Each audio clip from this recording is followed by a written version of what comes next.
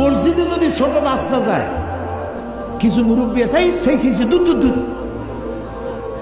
আশ্চর্য কথা, একটা বাচ্চা ঢুকেছে, আপনি দূর দূর করতেছেন। ওরা কি কোনো বিশেষ কোনো প্রাণীর বাচ্চা?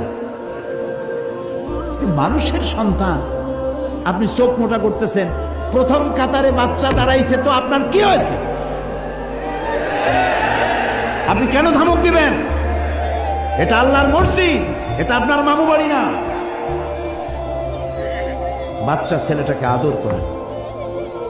বরং আমি বলতে চাই, পকেটে 2-4টা চকলেট রাখেন মুরব্বীরা।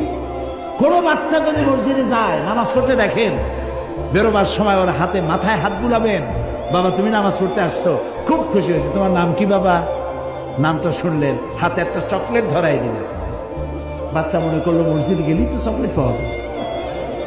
আর যে ধমক দিছেন, ও বাড়ি যায় মার কাছে বলবে, মা আমি জিন্দিগিতে মসজিদে আর যাব না।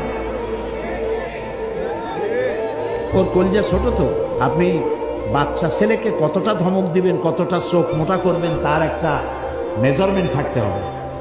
ছোট্ট বাচ্চা ধমক দিবেন 1.5 মণ ওজনের, তো হার্ট ফেল করবে। বাচ্চাদেরকে মহব্বত করবেন, যুবকদেরকে মহব্বত করবেন। এটা আমার কথা নয়। মান লাম ইয়ারহাম সাগীরানা ওয়া লাম ইউওয়াক্কির কাবীরানা ফালাইসা মিন্না।